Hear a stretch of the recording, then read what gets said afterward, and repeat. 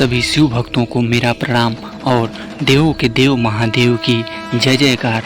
भक्तों, आज की यह कहानी है जब एक किसान ने भगवान शिव को कराया गलती का एहसास। कई बार हम परिस्थितियों के कारण या फिर भावनाओं में बहकर कुछ ऐसे फैसले कर देते हैं जिससे हमारा कर्म प्रभावित होता है। आपको कर्म क्यों करना चाहिए, सुने भगवान शिव और किसान की यह कथा। भगवान श्री कृष्ण ने कहा है कि हम सभी व्यक्ति को अपना काम बड़ी निष्ठा और निस्वार्थ भाव से करनी चाहिए।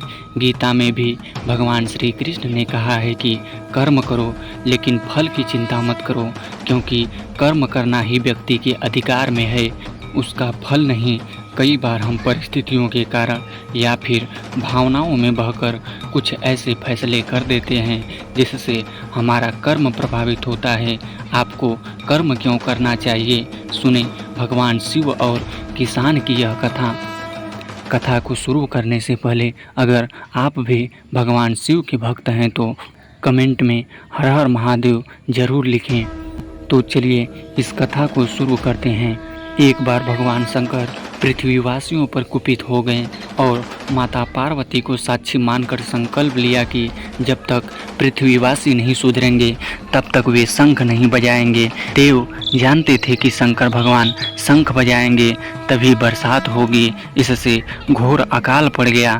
पानी की एक बूंद तक नहीं बरसी, धरती पर त्राहिमाम मच गया।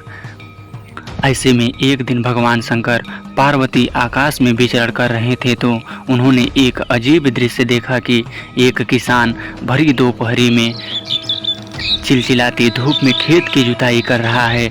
पसीने में नहाया मगर अपनी धुन में बहुत मगन। जमीन पत्थर की तरह सख्त हो गई थी, फिर भी वह जी जोर मेहनत कर रहा था। उसकी आंखों में आत्मविश्वास था और उसकी पसीने की बूंदों से उम्मीद टपक रही थी।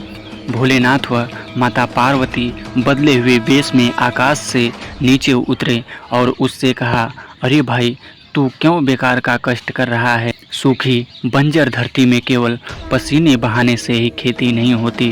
किसान ने हल चलाते चलाते ही जवाब दिया, हाँ बिल्कुल ठीक कह रहे हैं श्रीमान, मगर हल चलने का गुण भूल न जाऊं, इसलिए मैं हर साल पूरी लगन के साथ जुताई करता हूँ। जुताई करना भूल गया तो केवल वर्षा से खेती हो सकेगी क्या? मेहनत का अपना ही परम आनंद है, मैं लोभ के लिए खेती नहीं करता। किसान की बात सुनकर महादेव को भी लगा कि मैं भी तो परम आनंद की अनुभूति के लिए ही शंख बजाता हूँ। मुझे भी शंख बजाए 1 बरस बीत गए, कहीं शंख बजाना भूल तो नहीं गया। उन्होंने तुरंत अपनी झोली से शंख निकाला और जोर से फूंका। चारों ओर बादल की घटाएं घुमड़ पड़ी, बिजली चमकने लगी और जोरदार बारिश होने लगी। इस वर्षा के स्वागत में किसान के पसीने की बूंदें पहले ही खेत में गिरकर चमक रही थीं। इस कथा का सार, हमारा जो काम है उसे अपनी पूरी निष्ठा से बिना किसी लोभ लालच के करना चाहिए, इसी में परम सुख है।